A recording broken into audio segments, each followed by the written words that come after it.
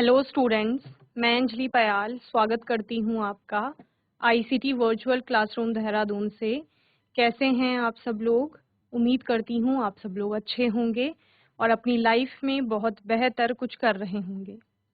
आज हम बात कर रहे हैं क्लास 12 की केमिस्ट्री की, और जैसा कि फर्स्ट चैप्टर लेकर हम यहाँ पर चल रहे हैं, द सॉलिड स्टेट यानी कि ठोस अवस्था। तो ठोस अवस्था में पदार्थ के बारे में पढ़ा, ठोस के बारे में पढ़ा, ठोस अवस्था क्या होती है, इसके गुण क्या होते हैं। इसके अतिरिक्त हमने यहाँ पर बहुत सारी प्रॉपर्टीज के बारे में डिस्कस किया। साथ ही साथ अब हमने सॉलिड को क्लासिफाई किया था, यानी ठोस को वर्गीकृत किया उसकी ज्यामिति के आधार पर। यानी कि अगर कोई ठोस कणों से मिलकर के बना हुआ है और वो संरचनात्मक इकाइयां उसमें पाई जा रही हैं, तो वो कितने प्रकार से व्यवस्थित हो सकती है। तो इस आधार पर दो तरह से वर्गीकृत किया गया था, क्रिस्टलीय ठोस और अक्रिस्टलीय ठोसों में। तो दोनों को अच्छे से समझने के बाद क्रिस्टलीय ठोस को लेकर चल रहे थे, जहां पर उसके प्रकारों की बात की गई। साथ ही साथ हमने क्रिस्टल, क्रिस्टल जालक और यूनिट सेल यानी एकक कोशिका के बारे में पढ़ा। एकक कोशिका के प्रकार यहाँ पर देखे थे। क्रिस्टल तंत्र कितने प्रकार से पाए जा सकते हैं, कौन कौन से एकक कोशिकाएं उसमें होंगी, साथ ही साथ उदाहरण क्या क्या हैं, यानी कि किस किस क्रिस्टल में या किन किन ठोसों में इस प्रकार के क्रिस्टल तंत्र पाए जाते हैं, उनके बारे में बात की थी। ठीक है, आज के सेशन में हम बात करेंगे कि जो हमने टाइप्स ऑफ यूनिट सेल्स देखी थी, यानी कि एकक कोशिका के प्रकार देखे, उनमें कणों की संख्या की गणना किस प्रकार की जाती है उसको समझेंगे। ओके, तो आइए चलते हैं स्मार्ट बोर्ड की। चलिए, ठोस अवस्था की बात कर रहे हैं।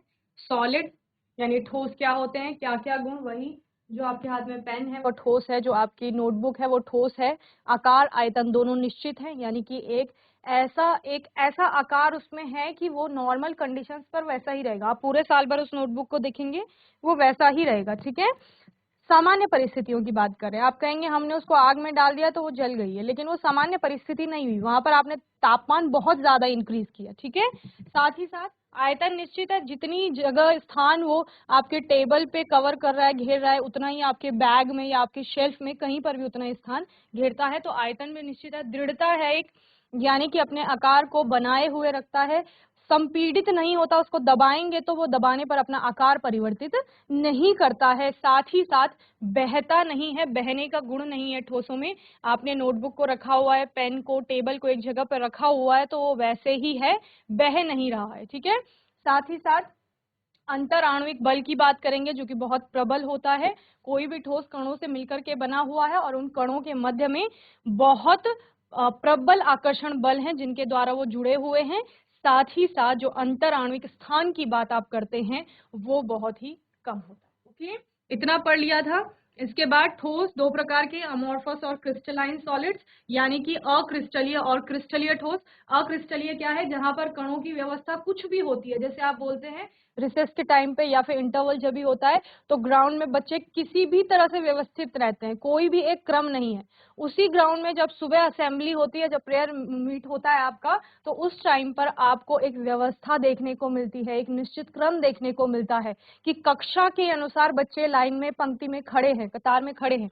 साथ ही एक कक्षा में भी अपना एक क्रम है कि जो छोटी हाइट के बच्चे हैं वो आगे हैं और जिनकी हाइट थोड़ा ऊंची है वो बच्चे पीछे खड़े होते रहते हैं। ठीक है, तो ये एक क्रम है। तो ये क्रम किसमें देखने को मिल रहा है, क्रिस्टलीय ठोसों में देखने को मिल रहा है, जहां पर आप कह रहे हैं कि जो कण है या संरचनात्मक इकाइयां है, क्या आपके अणु, परमाणु या आयन, वो ठोस के अंदर एक निश्चित और नियमित क्रम में व्यवस्थित हैं। जबकि जिस प्रकार इंटरवल में ग्राउंड में बच्चे किसी भी तरह से व्यवस्थित होते हैं, ऐसी व्यवस्था अक्रिस्टलीय ठोसों में है, जब हम क्या कहते हैं कि कण किसी भी तरह से व्यवस्थित है। ओके, दीवार का एग्जाम्पल ले लीजिए। दीवार क्रिस्टलीय ठोस की भांति है, जहां पर ईंटों का एक निश्चित क्रम आपको देखने को मिलता है, इसीलिए वो दीर्घ परासी व्यवस्था है। इसीलिए आपकी ऊंची ऊंची इमारतें बन रही है। क्यों? क्योंकि ईंटों को एक निश्चित और नियमित क्रम में लगाया गया है। अगर आप कहेंगे ऐसे ही हम ईंटों को आड़ी टेढ़ी लगा देंगे तो वो लघु परासी व्यवस्था हो जाएगी। ठीक है, ढेर तो बन जाएगा लेकिन बहुत ऊंची इमारत आप उससे नहीं बना सकते। क्रिस्टलाइन सॉलिड्स को चार तरह से यहाँ पर वर्गीकृत किया गया था, आयनिक ठोस, सहसंयोजक ठोस, आणविक ठोस और धात्विक ठोस में। ठीक है, इसके बाद हमने बात की थी क्रिस्टल लैटिस की। अब क्रिस्टल लैटिस क्या है मैम? ईंट से दीवार तो बन गई है, लेकिन अगर इस दीवार को हम 3 विमाओं में, त्रिविम का मतलब क्या है? 3 विमाएं, 3D की बात करते हो आप, 3 डायमेंशन। 3 डायमेंशन कौन सी होती हैं आपकी? एक्स, वाई और जेड, ठीक है। तीनों डायरेक्शंस में आप जब क्या देखते हो, तीनों डायमेंशंस में आप उन कणों की ज्यामिति का पता करते हैं तो उसको क्रिस्टल लैटिस कहा जाता है। और ये क्रिस्टल लैटिस जिस इकाई से, जिस इकाई की बार बार पुनरावृत्ति हो रही है, दीवार में बार बार पुनरावृत्ति किसकी हो रही है बच्चों? ईंट की हो रही है, तो वो ईंट को आप यूनिट सेल मान लेंगे, यानी एकक कोशिका मान लेंगे। ये आपकी एकक कोशिका है जिसकी बार बार पुनरावृत्ति हो रही है और जिससे आपका क्या बन रहा है? पूरा क्रिस्टल लैटिस मिलकर के बन रहा है। ओके, आपने कहा यूनिट सेल के प्रकार होते हैं 4 प्रकार से आप एकक कोशिका को देखते हैं। मुख्य रूप से आप 2 प्रकारों में इसको विभाजित करेंगे। एक आपकी सिंपल क्यूबिक यूनिट्स आती हैं, यानी कि सरल एकक कोशिका या सरल एक घनीय एकक कोशिका। वहीं दूसरा टाइप आपकी केंद्रित एकक कोशिका हो जाता है, जिसके अंतर्गत आप 3 को पढ़ते हैं। एक आपकी अंतःकाय हो जाती है, दूसरा होता है आपका फलक केंद्रित, और तीसरा इसमें होता है आपका, या यहाँ पर आप डायरेक्ट फोर्थ लिख देंगे, अंत्य। क्या आता है? अंत्य केंद्रित एकक कोशिका, ठीक है। तो वैसे मुख्य रूप से आपने यहाँ पर 2 देखने, ये तीनों जो प्रकार है ये केंद्रित के हैं, केंद्रित एकक कोशिका के।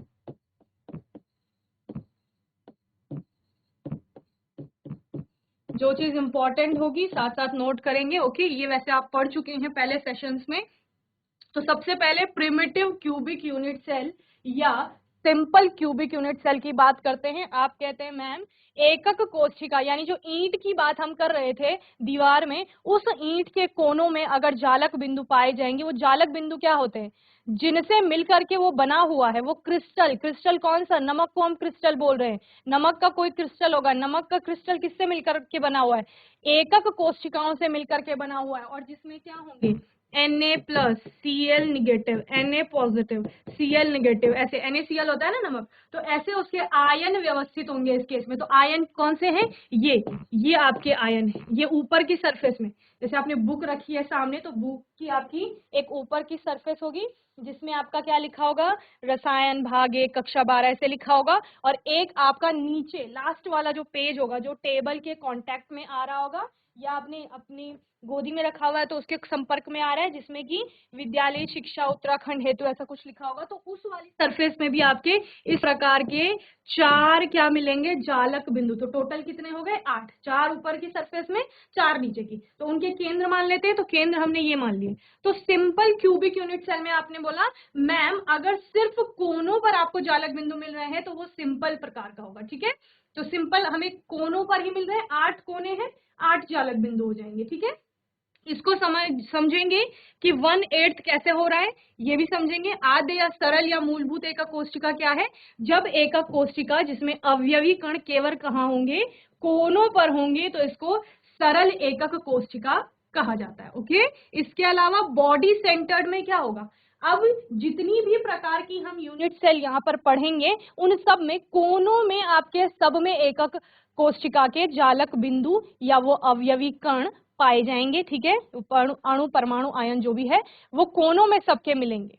इसके अतिरिक्त जब हमने बॉडी सेंटर्ड बोला तो आपको एक पिंक कलर का जो जालक बिंदु है वो सेंटर में भी दिख रहा है, ठीक है। तो जैसे चौक का बॉक्स होता है ना, तो कोनों पर तो आपके 8 हैं ही, उस चौक के बॉक्स के एक सेंटर में भी अगर आप वहां पर जालक बिंदु पाए जाएगा तो इसको अंतःकाय केंद्रित एकक कोशिका कहा जाता है। फलक केंद्रित एकक कोशिका में आप कहते हो उस चौक के बॉक्स को ढंग से देखिए, उसके 6 फलक होते हैं, ठीक है ना। 2 आपके आप ऐसे सामने रख के देखेंगे तो एक सामने वाला होगा, एक उसके ठीक पीछे होगा, एक लेफ्ट होगा, एक राइट होगा, ठीक है। साथ ही एक ऊपर वाला एक नीचे वाला फलक होगा। तो टोटल घन के कितने? 6 फलक होते हैं। तो 8 कोनों पर जो पीले कलर के आपको जालक बिंदु दिख रहे हैं वो तो हैं ही, 6 फलकों के केंद्र पर भी एक एक जालक बिंदु पाए जाएंगे और इसको आपका क्या कहा जाता है? फलक केंद्रित एकक कोशिका कहा जाता है, यानी face centre cubic unit set. इसके अलावा हमने अंत्य केंद्रित एकक कोशिका की बात की, ईसीसी जिसे कहा जाता है। उसमें हमने कहा कि कोनों पर तो आपको 8 जालक बिंदु मिलेंगे ही, कोनों के अतिरिक्त किन्हीं भी 2 विपरीत फलकों के केंद्र पर, क्या कहा गया इसमें और फलक केंद्रित में डिफरेंस क्या है? फलक केंद्रित में आपने क्या कहा कि मैम पिंक कलर के भी 6 दिख रहे हैं, यानी 6 फलकों पर उनके केंद्र पर एक एक जालक बिंदु है। लेकिन जब हम ईसीसी की बात करते हैं तो ईसीसी में सिर्फ जो ऑपोजिट फेसेस हैं, ऑपोजिट फेसेस कौन कौन से हैं? एक ऊपर वाला फलक है और एक नीचे वाला फलक है। या तो इन दोनों के सेंटर में आपको क्या मिलेगा? जालक बिंदु मिलेगा, या फिर लेफ्ट या राइट में मिलेगा, या फिर सामने और उसके ठीक पीछे वाला जो फलक है उन दोनों में। तो क्या कहा गया? ऐसी एकक कोशिका में अवयवी कण कोनों के अतिरिक्त से क्या समझ रहे हैं? मैंने बोला तो बच्चे इसमें हमने क्या करना है, इसमें हमने कणों की गिनती करनी है, ठीक है। जब आप आद्य घनीय एकक कोशिका में परमाणुओं की बात करते हैं तो वो कहाँ पर स्थित है बच्चे? आपने कहा कि मैम जो भी एकक कोशिका है घनीय वाली, उसमें सिर्फ जो इसके कोने हैं, कितने कोने हैं? 8, 1 2 3 4 5 6 7 8, और इन्हीं कोनों में सिर्फ जालक बिंदु पाए जाएंगे। ये तो हमने सिर्फ एक एकक कोशिका की बात कर ली। अगर हम यहाँ पर इस पिक्चर में अगर आपको एकक कोशिका के बारे में बताते हैं तो कौन सी है आपकी एकक कोशिका? एक ये वाली है, ये वाली है एकक कोशिका। दूसरी आपकी कौन सी बनेगी बताओ? कई सारी एकक कोशिकाएं हैं यहाँ पर। एक आपकी ये वाली होगी, ये वाली। एक दूसरी कौन सी होगी? मैं अलग अलग कलर से आपको शो कर रही हूँ। यहाँ पर एक एकक कोशिका पाई जाएगी, यानी कितने घन होंगे ये समझ रहे हैं हम, ठीक है ना। ये इसके अलावा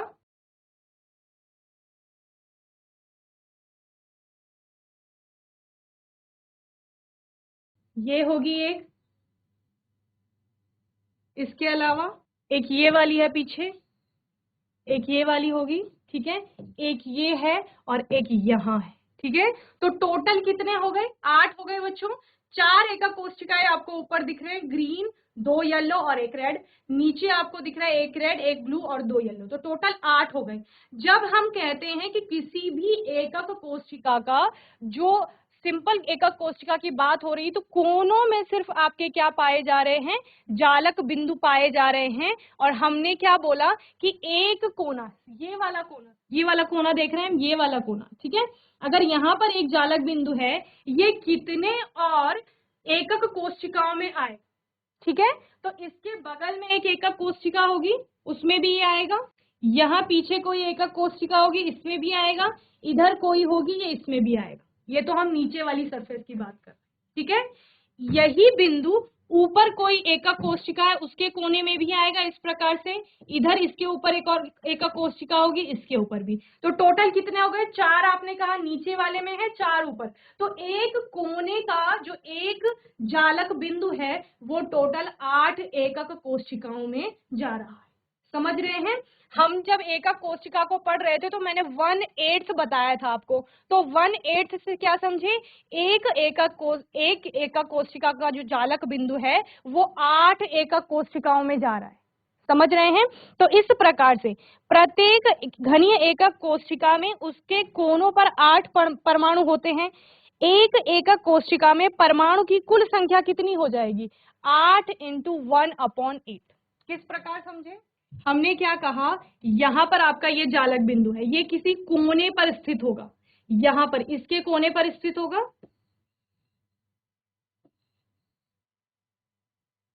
ये एक घन है आपका, इसके कोने पर ये है। लेकिन ये इसके अतिरिक्त इसके कोने पर भी है, ये पीछे एक और घन है, इसके भी है, इसके भी है। तो टोटल 4 ये हो गए। इसके अलावा 5वां ये हो गया, 6ठा ये है, 7वां ये है, 8वां ये है। तो टोटल 8 एकक कोशिकाएं को में ये विभाजित हो रहा है। किस प्रकार से? इस प्रकार से। ये देखिए, ये आपकी कोई एकक कोशिका है जिसके कोनों पर क्या है? जालक बिंदु है। और आप देखिए हमने उसके लिए घन बनाया तो उसका आधा आधा आधा आधा पार्ट आया, और हम इन सभी पार्ट को जोड़कर देखते हैं कि एक एकक कोशिका में जो कि सरल प्रकार की है उसमें कितने जालक बिंदु पाए जा सकते हैं। तो आप कहेंगे एक ही जालक बिंदु पाया जाएगा, ठीक है। तो हमने क्या बोला बच्चे यहाँ पर? चलिए नोट करेंगे। प्रत्येक घनीय एकक कोशिका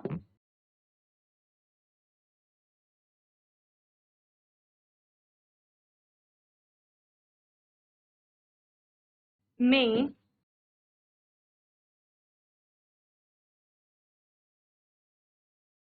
उसके कोनों पर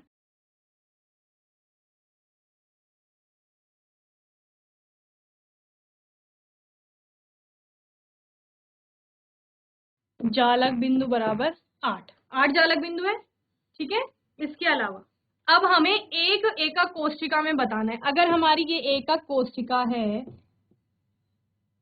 ये एकक कोशिका है, इसमें 8 कोने हैं, 8 जालक बिंदु हैं, लेकिन टोटल इसमें कितने होंगे परमाणुओं की संख्या? तो हम कह रहे हैं इस प्रकार से जालक बिंदु पाए जा रहे हैं।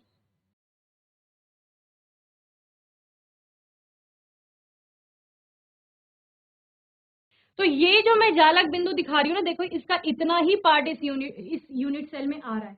इसके अलावा ये जो इसका बाकी बचा हुआ पार्ट है ना, ये आपका जा रहा है 7 और एकक कोशिकाओं में। यानी एक जो बिंदु है जालक बिंदु किसी भी यूनिट सेल का, वो टोटल 8 यूनिट सेल में विभाजित हो रहा है। तो हमने क्या पढ़ा था? हमने पढ़ा था 1/8 पार्ट होता है किसी भी यूनिट सेल के अंतर्गत। जितने उसके जालक बिंदु हैं, प्रत्येक का जो पार्ट होगा यूनिट सेल के अंदर, वो 1/8 होता है, क्योंकि वो 8 और एकक कोशिकाओं में विभाजित हो रहा है, ठीक है। तो इसके लिए आप क्या करेंगे? इसके लिए आप लिखेंगे कि एक एकक कोशिका में एक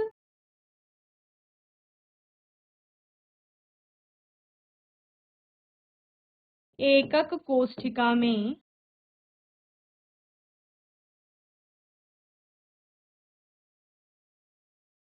जालक बिंदुओं या परमाणुओं की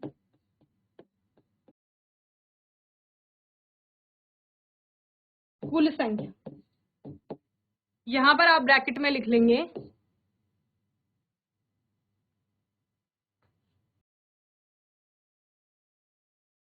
एक जालक बिंदु 1/8 बताया ना मैंने, एक जालक बिंदु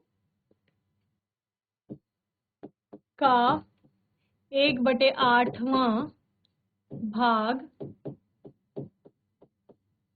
एक